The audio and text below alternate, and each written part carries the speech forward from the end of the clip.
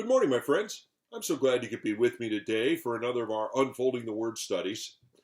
Of late, we've been in the book of Daniel, now in the 5th chapter, examining an episode in the reign of King Belshazzar, the last king of Babylon, the one ruling at the time Babylon fell to the Medo-Persian Empire.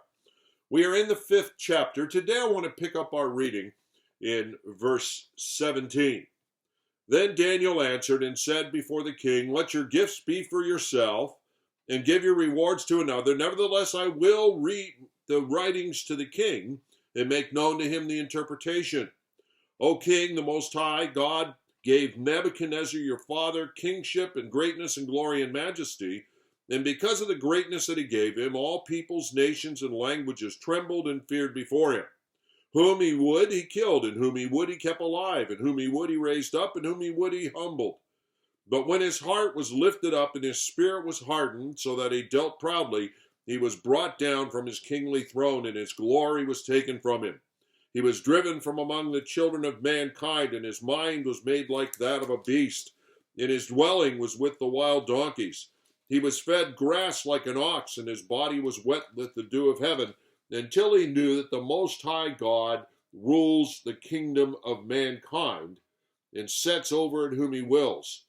And you, his son Belshazzar, have not humbled your heart, though you knew all of this, but you have lifted yourself up against the King of heaven, the Lord of heaven.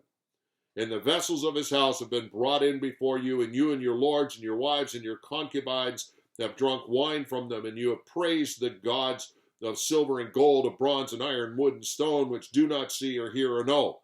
But the God in whose hand is your breath, and in whose are all your ways, you have not honored."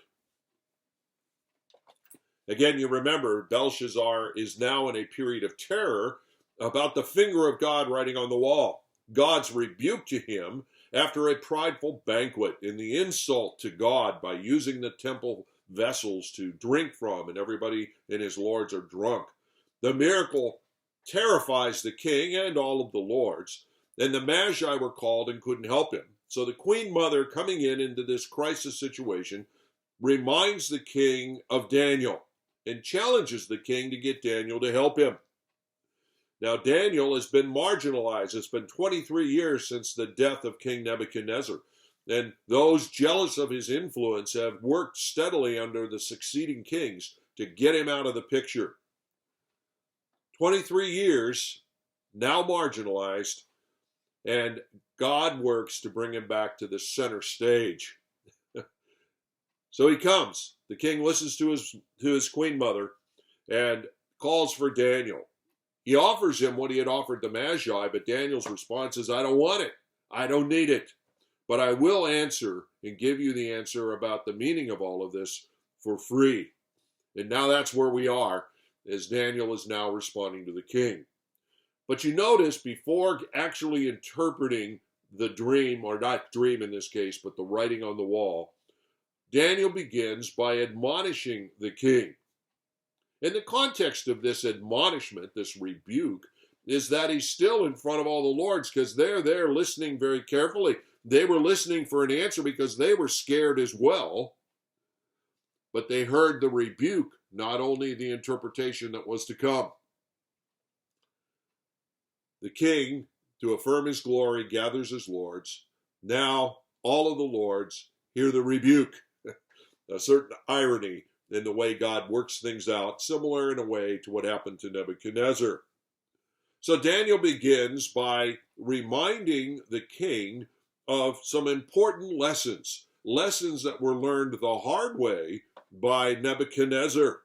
3 key lessons, really. Number 1, he reminds him that pride leads to disaster. Human pride is always the problem. Pride is at the heart of sin. In fact, pride of life, according to 1 John chapter 2, verses 15 to 17, is one of those characteristics of the world. And God says, don't love that. Don't be like this. Instead, love me. The second of the lessons that he reminds him about, that lessons that were learned in such a difficult way by Nebuchadnezzar, was that humility and faith will lead to healing. In other words, if you want a solution, you've got to come to God in humbleness and in faith. And then a solution emerges when one does that. And then finally, again, picking up on these lessons from Nebuchadnezzar, he says, understand, God is the sovereign one, not you, the king. God is the one ultimately who is the Lord, ultimately the one who's in charge, not you, the king. 3 lessons. Nebuchadnezzar came to learn them. Belshazzar had not learned them and was unwilling to accept them. After reviewing that history lesson in a way and reminding the king of some things that the king had to have known, he delivers next a strong rebuke to the king.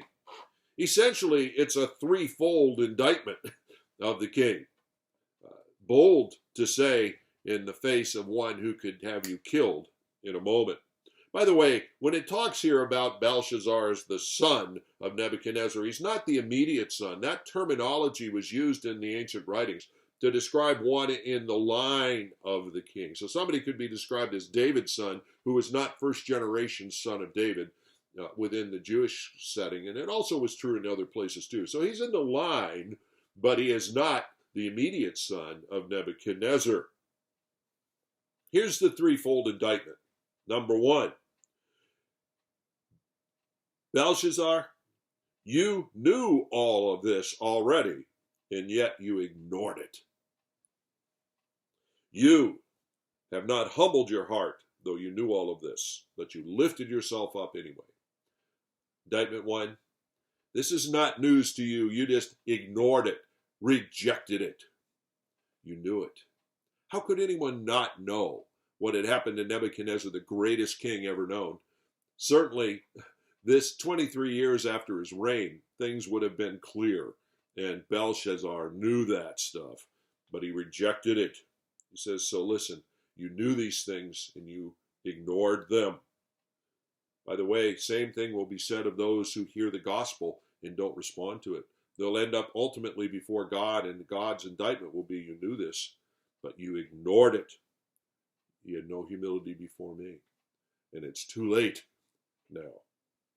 The second indictment we encounter in verse 23. He says, but you lifted yourself up against the Lord of heaven. Not only did you ignore the lesson that Nebuchadnezzar had learned, you knew it and ignored it, but you thought that you could actually oppose and insult God. What a fool. You thought that you could take his things and ridicule them, dishonor. Listen, God holds you accountable for such foolishness. I was thinking of Matthew chapter 12, verses 36 and 37, where Jesus says, I tell you, on the day of judgment, people will give an account for every careless word they speak. For by your words you'll be justified, and by your words you'll be condemned. And he says, listen, you thought you could oppose, you thought you could insult God without any consequence. What a fool. Now, in this case, the consequence was going to be seen sooner rather than later. But brothers and sisters, the consequence will always be seen sooner or later in oppositions to God. Finally, the third part of the indictment was this. In verse 23, he says, you've praised false gods purposely instead of the true God who is really there. You praised what were not gods at all, gods of your own making. You foolishly profaned the true God and the vessels that were dedicated to his service in the temple. You've ignored the one in whose hand is your breath. What a way to describe God. Our life in his hands, our breath in his hands. It's in him that we even have life. And Belshazzar, you've ignored the one who has your life, your breath, in his hand. By the way, as in all cases, this indictment of Belshazzar was an indictment of all of his lords, and it's an indictment of all those who have not turned to Christ in repentance and faith. All will stand before God on the same sort of indictments, because in one way or another, They have known the truth and ignored it. They have opposed God and insulted God in innumerable ways in their life. And they've praised that which is false gods, whether it's a pagan religion or worshiping themselves. All will stand indicted before God on these terms. Well, there's the rebuke. Everyone heard it. The rebuke is finished. Now Daniel interprets the writing on the wall. Join me tomorrow as we look at that portion of the story of Daniel 5. God bless.